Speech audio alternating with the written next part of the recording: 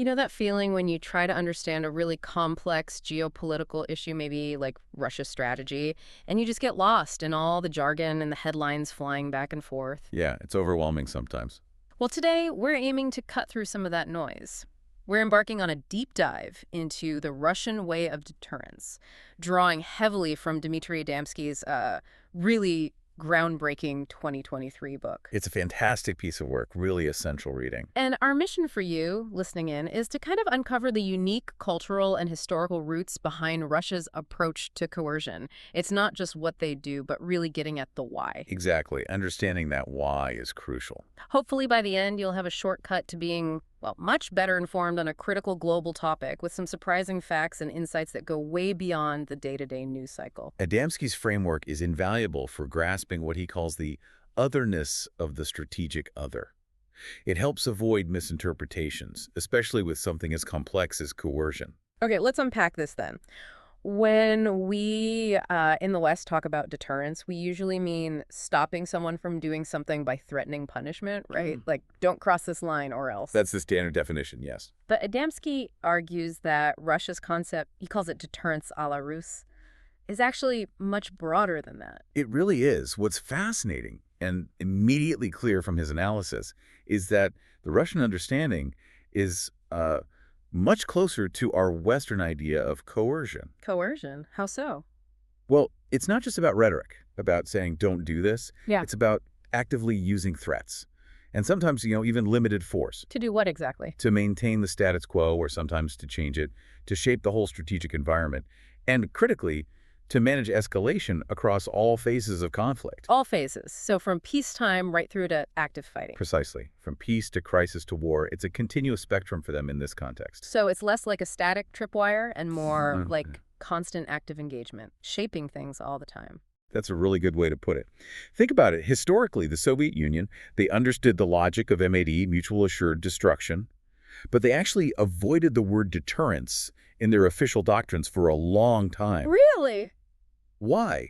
It's complex, tied into Marxist-Leninist ideology perhaps, but the practical point is it wasn't until the late 1990s that their strategic missile forces were even officially called Forces of Strategic Deterrence. Late 90s, that seems incredibly late compared to how central deterrence was in Western thought much earlier. It is a significant lag, Hmm. and it tells you something about how their thinking evolved differently. So how did it evolve once they did start using the term? Did it stay purely nuclear focused? Initially, yes, it was heavily nuclear. You had concepts like escalate to de-escalate. The idea was that maybe a limited nuclear strike could stop a large conventional attack. A way to compensate for conventional weakness at the time, perhaps. Exactly. It was seen as a potential temporary fix when maybe full conventional parity wasn't achievable. Okay, so that was the initial phase.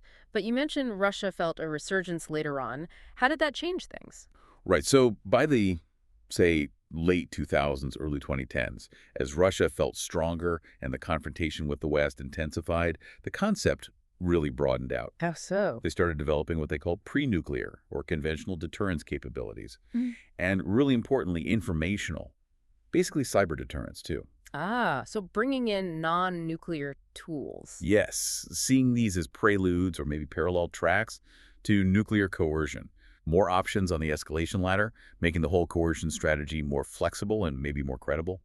Did this new thinking make it into their official strategy documents? Absolutely. The 2014 military doctrine was a key moment. It codified non-nuclear deterrence as a specific system of forceful measures. Forceful measures. Yes, and this sits within that larger framework they call strategic deterrence. It's really comprehensive, pulls together foreign policy, military actions, economic levers, information campaigns, everything. So for you listening, it's worth really thinking about how they blend things like long-range precision missiles with cyber attacks to create these deterrence effects.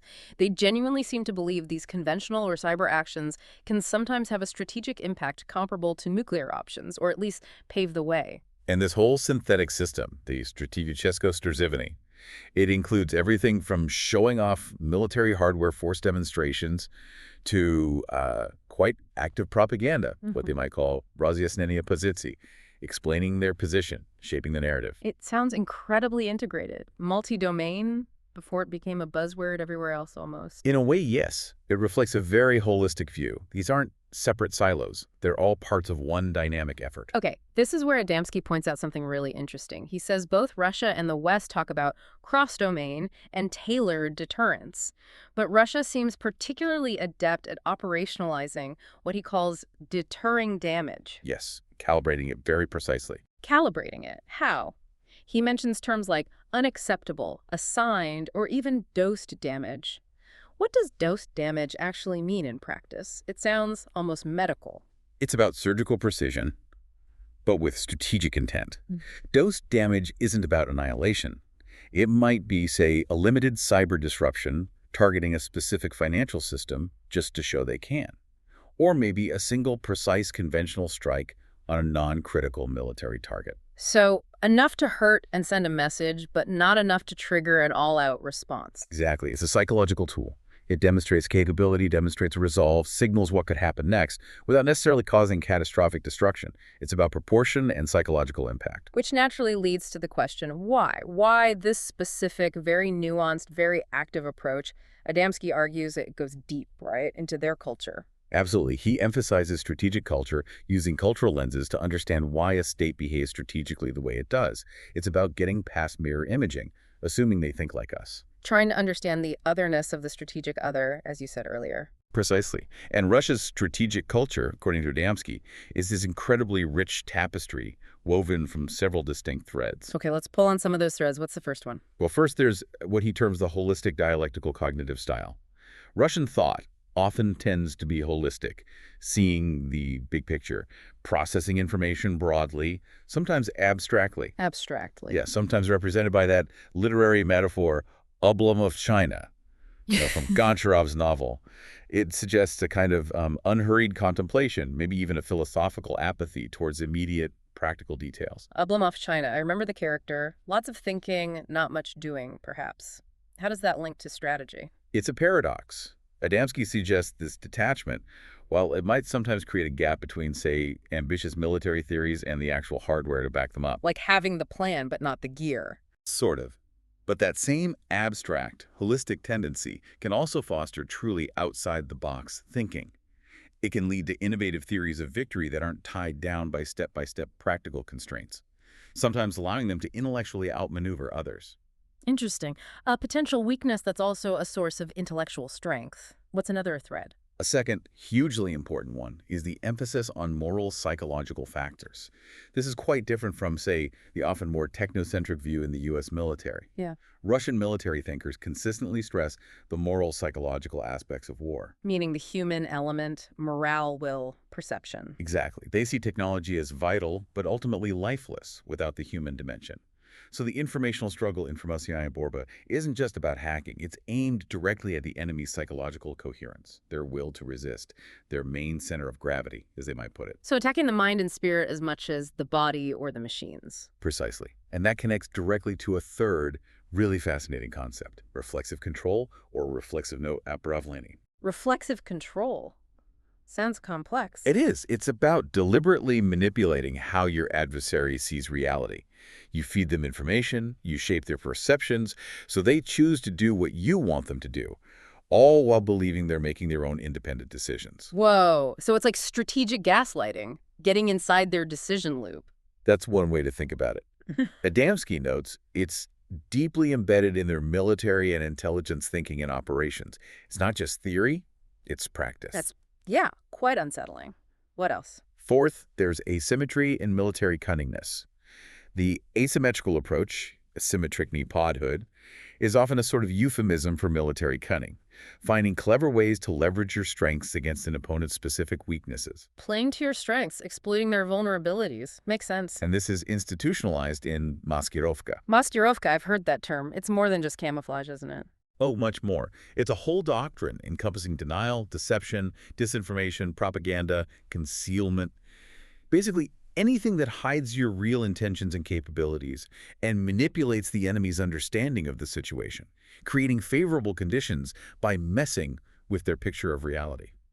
A constant shell game, strategically speaking. You could say that. And finally, underpinning all this is a core principle: persistent engagement of the adversary. Meaning you never really let up. Pretty much. Hmm. The concept of aktivnost combat dynamism means maintaining uninterrupted influence on the adversary. Neprovno vozdezvi no protivnika. Always pushing, always probing, trying to seize and maintain the initiative. Even in peacetime. Especially then. Think systematic combat activities, maybe sustained low-level cyber operations, propaganda, political pressure, limited kinetic actions, things designed to wear down, distract, paralyze the opponent, and shape the environment for whatever comes next. So it's like constant friction. Exactly. Adamski calls it cumulative coercion. You're constantly generating and maintaining that deterrence potential through this persistent activity, this friction. So these aren't just dusty concepts in old books. They're living principles, deeply embedded, actively shaping how Russia approaches strategic competition today. Absolutely. And these cultural tendencies were then amplified or refined by some key historical legacies. Adamski highlights three. Okay, what are they? First, Marshal Nikolai Olgarkov's ideas about the military technical revolution, MTR, back in the Soviet era. Olgarkov saw, very early on, that advanced conventional weapons, precision missiles, integrated surveillance, command and control could potentially achieve strategic effects comparable to low-yield nuclear weapons. Blurring the line between conventional and nuclear. That seems very relevant now. Extremely relevant. Yeah. It laid the intellectual groundwork for extending deterrence beyond just the nuclear realm. Second, reasonable efficiency, or rozumnaya dostatoknost. That sounds more defensive. It emerged during perestroika. The basic idea was needing just enough military capability to ensure security without bankrupting the state. But it evolved. Today, it informs that calibration of damage we talked about, shifting from needing objectively unacceptable destructive power to achieving subjectively deterring psychological impact. So efficiency and psychological effect combined. Right. And third, the correlation of forces and means, COFM. This was a very rigorous, quantitative and qualitative Soviet method for assessing the overall balance of power, military, economic, political, everything. A very analytical, almost scientific approach to comparing national power. Exactly. A precise tool that still influences how they think about balancing capabilities and measuring strategic competition. It definitely paints a picture of a very sophisticated, historically deep, and culturally distinct approach to coercion. But as you said, even the best strategies hit roadblocks. What does Adamski say about the challenges Russia faces with this approach? Is it always effective? That's a critical question. One key concept Adamski explores is the culmination point of coercion. The culmination point. Yeah. Like in Clausewitz, but for coercion. Sort of. It's that point where pushing harder, more threats, more force actually becomes counterproductive. You start getting diminishing returns or, worse, negative returns. You might actually trigger the escalation you were trying to prevent. Finding that sweet spot between being forceful enough, but not too forceful. Exactly. You want to be impactful, achieve your goal, but not so devastating that the other side feels they have no choice but to escalate dramatically. Which raises the question, have Russia's signals, their attempts at coercion, actually been received the way they intended, especially by the West? That's a huge challenge Adamski points to. Moscow often feels the West fundamentally misreads its intentions. They might see an action as defensive counter-coercion, while the West sees it as aggressive revisionism. Why the disconnect? Adamski suggests a couple of reasons. Partly, he points to Western perceptions, maybe demonization, or pre-existing biases that filter how Russian actions are interpreted. But he also argues that Russian strategists themselves perhaps haven't paid enough attention to ensuring their signals can be clearly and accurately understood by the intended audience. So a signaling and reception problem on both sides. Potentially, yes, leading to confusion, miscalculation, and sometimes, as he notes, Western overreaction. And for you listening, think about the lead-up to the full-scale invasion of Ukraine. Moscow's coercive efforts before February 2022 were aimed at pushing Kyiv away from NATO, reshaping the regional balance. But the result? The opposite, really. It arguably pushed Ukraine closer to the West and led to a major NATO reinforcement effort, a potential example of pushing past that culmination point. It certainly looks like a case where the coercive actions produced results counter to the intended strategic goals. Even things like alleged election interference, while perhaps enhancing Russia's image of disruptive power in some circles, also triggered significant sanctions and unified Western opposition. So mixed results, sometimes counterproductive. It suggests a need for adaptation, right? What does Adamski see on the horizon? How might this Russian way of deterrence evolve? He highlights several areas where Russian strategic thought is actively evolving, reflecting ongoing debates. One is a growing focus on prevention and preemption. Acting first. Yes, the idea of preventive strikes up Prestonite, especially driven by concerns about things like potential U.S. hypersonic weapons. You heard President Putin explicitly frame the Ukraine invasion in those terms as preempting a larger future conflict. A proactive, maybe even aggressive approach to perceived future threats. What about technology? Definitely. Emerging technologies are a huge focus. They're looking hard at AI, machine learning, big data analytics, even things like advanced non-lethal chemical agents, and how these can be integrated into coercion strategies. As new tools on that escalation ladder. Precisely. Intermediate options, perhaps, to achieve coercive effects below the threshold of major conventional or nuclear war.